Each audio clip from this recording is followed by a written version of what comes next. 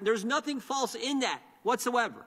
Nothing false. And these guys in the Biden White House said, take it down. But not just take it down. They said, take it down as soon as you possibly can. That, and Mr. Seligman, Mr. Professor of Law, says, you know what? That's just fine. That is a scary, scary world that the Democrats want to take us to. And as you said earlier, if it was the other way around, if this was Republicans doing this to Democrats, you'd be here testifying too, and you'd be just as ticked off about it, and so would I. Question witnesses at a hearing? Mr. Sauer. You are not allowed to question witnesses at a hearing? Is that what you're saying? Mr. Sauer, you deposed Dr. Fauci. Point of order. Mr. Chairman, could you clarify that statement, because I find it incredibly hard to believe. Point of order, that's not a point of order. What basis in fact do you Gentlelady have is not for saying a point of making order. that assertion? The chair now records himself for his 5 minutes. Are we just here to allege wild allegations and have no factual Mr. Sauer, thing to pick it up? the gentlewoman has not been recognized. Mr. Sauer, you deposed Dr. Fauci last fall. In that deposition, you asked him the question, you said, is it important for people to have access to both sides of the debate so they can assess what's good information and what's bad information? Remember that question you asked Dr. Fauci? And here was his response. He said, Dr. Fauci said, well, you know, it depends. If information is clearly inadequate and statistically not sound, there can be a danger in people who don't have the ability or the experience to understand. Mr. Sauer, do you forfeit your First Amendment rights if you can't tell good information from bad information? That's not how our First Amendment works, is it? You need to turn on your mic if you can, Mr. Sauer. Is the First Amendment only those for those people who have the ability or experience to understand? No, it is for all Americans. All Americans, all 330 million of us, is that right? That's correct. Not just for the special people, not just for the super smart people like Dr. Fauci, who worked 40 years in our government, highest paid guy. Not just for them, it's for all of us, right? Absolutely right. Even if maybe you don't know the difference sometimes between what's good or bad information, you still have your First Amendment liberties under our Constitution. Both to hear and to speak, absolutely. Exactly right. By the way, when you deposed Dr. Fauci, how many times did he happen to say he didn't know or couldn't remember? He said, I do not recall, or variations thereof, 174 times, and adding in variations of I don't remember at least 212 times. Wow. Smartest man on the planet couldn't remember 212 times? He couldn't remember things, including things that he had told the national media, quote, I remember it very well. Then he would say 16 times, I don't recall details of that meeting. Now you, you were near the top of your class at Harvard Law School, Rhodes Scholar, is that right, Mr. Sauer? I've submitted a biographical statement. Yeah.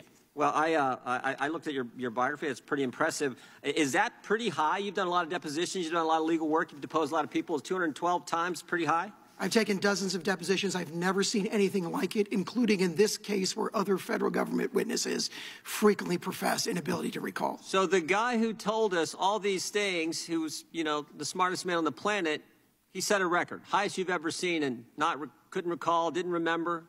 I've never seen anything like it. Okay, page 4 of your testimony, you talk about the censorship enterprise. You give a bunch of facts and numbers here.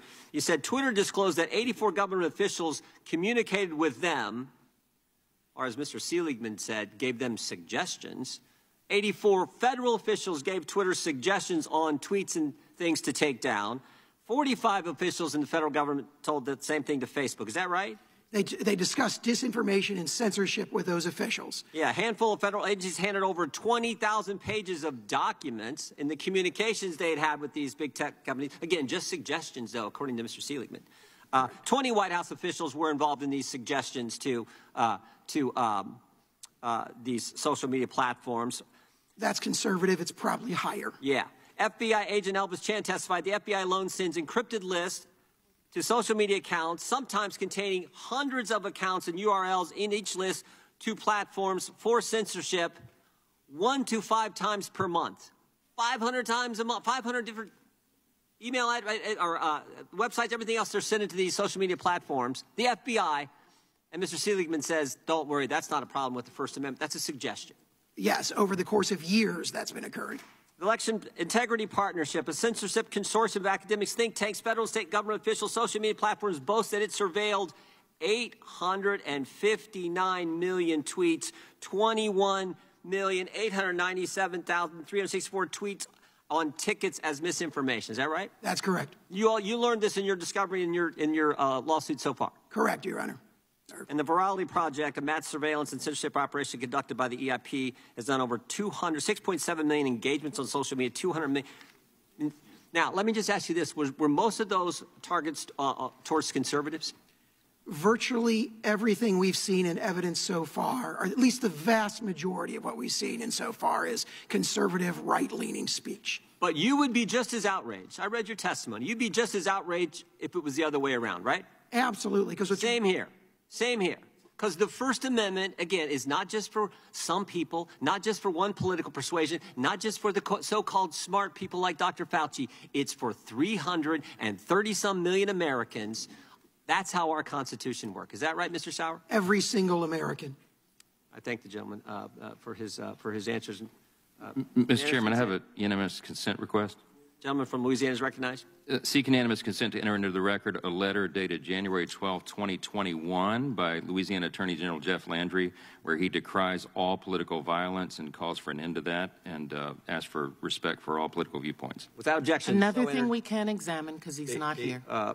Very good. No, you can Thank examine you. it. It's a document. He's going to examine him for what he wrote and the intent behind what he said. Well, I would But, just okay. I would just point out that that's unanimous consents are for documents, and we got the document right here that he handed to you. Mr. Chairman, I would ask unanimous consent. The chair now recognizes Ms. Mr. Wasserman Chairman, Schultz for her 5 I have minutes. a unanimous That clip, because you summarized it so well. I thank the gentlelady for giving you the opportunity.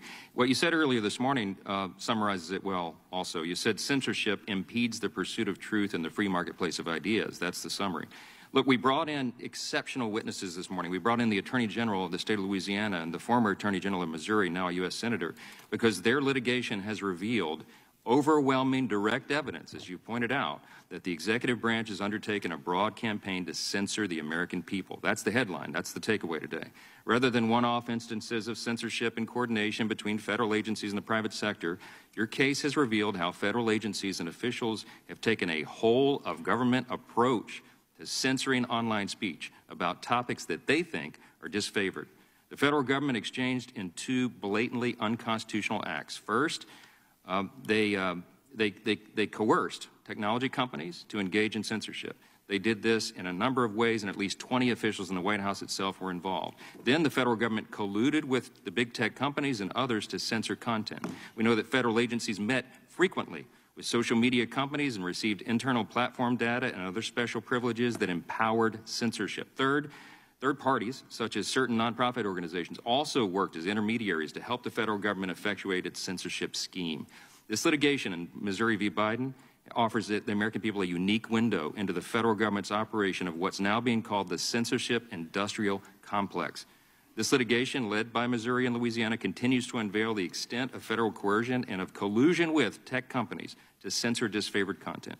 Of course, the censors have been wrong time and time again, but that's not the point here. The point we're trying to make is that the U.S. government is pressuring these platforms, which nearly every American uses every day, to censor speech. And whether you agree with the speech that's being shared or not, that doesn't matter. The only thing that matters is these actions are wrong and they have to be stopped. We have to protect the First Amendment and the free exchange of ideas. The gentleman here, the Democrats' witness, says in his closing statement, he quotes, he decries baseless conspiracy theories, end quote, and he says social media platforms must be, quote, uncorrupted by misinformation. But he doesn't seem to recognize how dangerous that position is. Who decides what is baseless and what is misinformation? You've provided, sir, a recipe for blatant viewpoint discrimination and tyranny. And I would suggest that you attend all of those mandatory First Amendment training courses that your dean at Stanford Law School has just been forced to order. I yield to Mr. Jordan. Thank the gentleman for yielding. Mr. Sauer, did the government pressure social media to censor Americans for saying things like natural immunity is real? Absolutely. Did the government pressure social media to censor Americans for saying things like gain-of-function research happened in that lab in China? Absolutely. Did government pressure social media to censor Americans for saying things like the virus likely came from a lab? That is right within the heartland of our evidence. Did government pressure social media to censor Americans for saying things like getting vaccinated doesn't prevent COVID and it doesn't necessarily stop transmission of COVID? Absolutely. So all those were true statements. But according to the Democrats, it's fine for the government to pressure social media to take those statements down. In fact, this administration started doing that on day 3, January 23rd, 2021. Here's what the suggestion, as Mr. Seligman says, the Biden White House said to Twitter. Clark Humphrey, Executive Office of President, White House Office. Hey, folks, wanted to flag the below tweet, and I'm wondering if we can get moving on the process for having it removed, then in all capitals, ASAP. Is that a suggestion, or maybe something a little stronger than a suggestion from the White House on the third day, of this administration? Stronger than a suggestion. Heck yes, it's stronger than a suggestion. And here's the scariest thing of all. The bulletin the Democrats put up earlier, the National Terrorism Advisory System Bulletin for February 7th, 2022, talks about mis, dis, and malinformation. Professor Sauer, or excuse me, Mr. Sauer, tell me what is malinformation? Malinformation, by their definitions, is truthful information that the federal official thinks lacks appropriate context. It's an Orwellian term. So it's true, but the government says we don't want the people seeing that, hearing that, repeating that, liking that, sharing that. We don't want that to happen. Correct. Now, that is scary. That is exactly what the chairman just said. That is this dystopian, crazy world they want to go. And that's exactly what they were doing on day 3. Because you know what the underlying tweet was? The underlying tweet said this: Hank Aaron's tragic death is part of a wave of suspicious deaths among elderly closely following administration of the vaccine.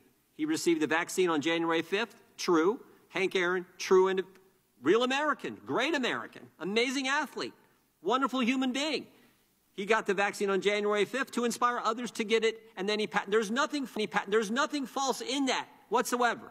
Nothing false. And these guys in the Biden White House said, take it down, but not just take it down. They said, take it down as soon as you possibly can. That, and Mr. Seligman, Mr. Professor of Law, says, you know what? That's just fine. That is a scary, scary world that the Democrats want to take us to. And as you said earlier, if it was the other way around, if this was Republicans doing this to Democrats, you'd be here testifying too, and you'd be just as ticked off about it, and so would I.